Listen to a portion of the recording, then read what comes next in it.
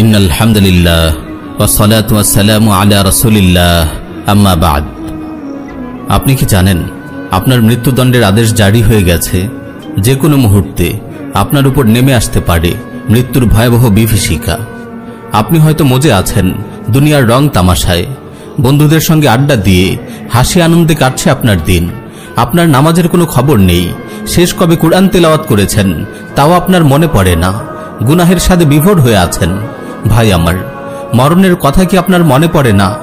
একজন মৃত্যুদণ্ডপ্রাপ্ত আসামিকে আপনি হাসতে দেখেছেন? ফাঁসির কাস্টে ঝোলানোর আগেই কি সে আধমরা হয়ে যায় না? মৃত্যুর ভয় কি তাকে কুড়ে কুড়ে খায় না? সে কি খাবার দাবারে স্বাদ পায়? তার রাতগুলো কি নির্ঘুম কেটে যায় না? নিরেট মাতাল না হলে এমন একজন লোক কিভাবে হাসি আনন্দে দিন কাটাতে পারে? আমরা কি তাহলে দুনিয়ার রূপরস গন্ধে মাতাল হয়ে গেছি? একজন মৃত্যুদণ্ডপ্রাপ্ত আসামির তো অন্তত এতটুকু জানা থাকে তার মৃত্যু কোন দিন কোন সময়ে হবে। ভেবে দেখুন তো আমাদের অবস্থা তার চেয়ে কোন অংশে ভালো? আমরা তো জানি না কোন মুহূর্তে আমাদের মৃত্যু হবে। ঘর থেকে বের হওয়ার সময় কি আপনি বুকে হাত দিয়ে বলতে পারেন আপনি জীবিত, ঘরে ফিরে আসতে পারবেন? রাতে ঘুমানোর সময় কি আপনি বলতে পারেন আগামীকালের সূর্যোদয় আপনি দেখতে পারবেন? মৃত্যু কাউকে পরোয়া করে না।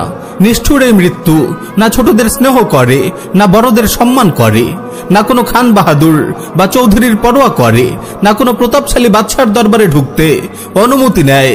আপনি যেখানেই চলে যান, যত দূরেই চলে যান, যত সুরক্ষিত দুর্গেই অবস্থান করুন না কেন, মৃত্যু আপনাকে পাকড়াও করবেই।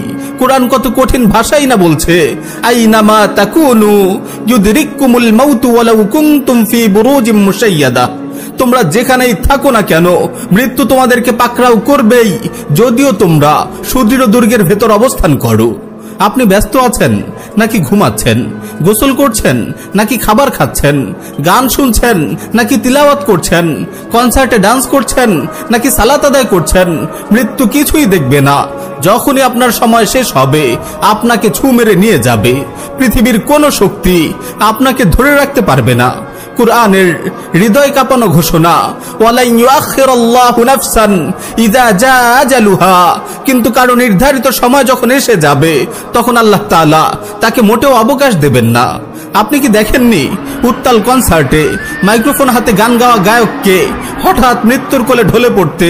আপনি কি দেখেননি বিয়ে বাড়িতে হাসি আনন্দের মাঝে হঠাৎ কাউকে হাত পা ছুড়ে তরপাতে তরপাতে ঠান্ডা হয়ে যেতে? আপনি কি দেখেননি টক শোতে কিংবা লাইভ কনফারেন্সে কথা বলতে বলতে কাউকে হঠাৎ নীরবে ঘুমিয়ে যেতে? আপনি কি দেখেননি নিশ্চিন্ত মনে হাঁটতে থাকা পথচারীকে হঠাৎ দুমড়ানো মুচড়ানো লাশে পরিণত হতে? কিছুদিন আগে চট্টগ্রামের সীতাকুণ্ডের সেই ভয়াবহ বিস্ফোরণের কথাই ধরুন না। যেসব ভাই অগ্নিকাণ্ডের দৃশ্য ফেসবুকে লাইভ করছিল তারা কি জানতো একটু পরেই ভয়াবহ বিস্ফোরণে তারা ছিন্ন ভিন্ন হয়ে যাবে? ইন্না লিল্লাহি ওয়া ইন্না ইলাইহি রাজিউন। চট্টগ্রামে ট্যুরে বের হওয়া তরুণরা কি জানতো এই ট্যুর থেকেই তাদের অনন্তের সফর শুরু হয়ে যাবে? তারা আর কখনোই ঘরে ফিরে আসার সুযোগ পাবে না। আপনি এই মুহূর্তে নিজেকে কত নিরাপদ মনে করছেন, কিন্তু আসলেই আপনি কি মৃত্যু থেকে নিরাপদ? পরবর্তী ঘন্টায় আপনি ভালো থাকবেন, বেঁচে থাকবেন, এই নিশ্চয়তাটুকুকে আপনি দিতে পারেন? আমার ভাই, আজ হয়তো আপনি ধনীর দুলাল, আজ হয়তো আপনি শাহজাদা, আজ হয়তো আপনি প্রভাবশালী বাবার সন্তান, আজ আপনার আঙুলের ইশারায় মানুষ উঠবস করছে, ক্ষমতার দম্ভে মানুষকে আপনি মানুষই মনে করছেন না। কিন্তু হুট করে আপনার নিঃশ্বাসটুকু বন্ধ হয়ে গেলেই আপনার নামটিও মানুষ আর মুখে নেবে না, আপনাকে বলবে লাশ। আপনাকে দ্রুত কাজ থেকে বিদায় করাই তখন তাদের একমাত্র কাজ হয়ে দাঁড়াবে। আপনার শরীরের রং বেরঙের জামা খুলে তারা সাদা কাফন পরিয়ে দেবে, বিলাসবহুল প্রাসাদ থেকে তুলে এনে আপনাকে রেখে দেবে অন্ধকার কবরে। আপনার সাথে তো দূরের কথা, কবরের উপরও তারা একটি রাত কাটাতে রাজি হবে না। দুদিন যেতে না যেতেই তারা আপনাকে ভুলে যাবে। আপনার প্রিয়জনরা আপনার বদলে অন্য কোনো বন্ধু খুঁজে নেবে। ঘুরতে থাকবে সময়ের চাকা, দিন শেষে রাত আসবে, সপ্তাহ পেরুবে, মাস ফুরাবে, বছর ঘুরবে, সব থাকবে, শুধু আপনি থাকবেন না।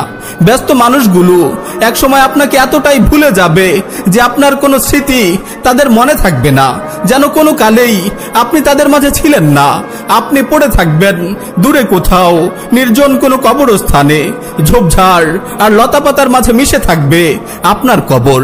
কয়েক যুগ না পেরোতেই আপনার কবরটিও হারিয়ে যেতে বসবে, এক সময় মুছে যাবে আপনার কবরের শেষ চিহ্নটিও। প্রিয় ভাই ও বোন, অনিবার্য মৃত্যুর কথা আপনি কেন ভুলে যান? কেন জীবনের এই কয়টি মুহূর্ত নিয়ে ছিনিমিনি খেলছেন? অনিবার্য মৃত্যুর কথা আপনি কেন ভুলে যান? কেন জীবনের এই কয়টি মুহূর্ত নিয়ে ছিনিমিনি খেলছেন?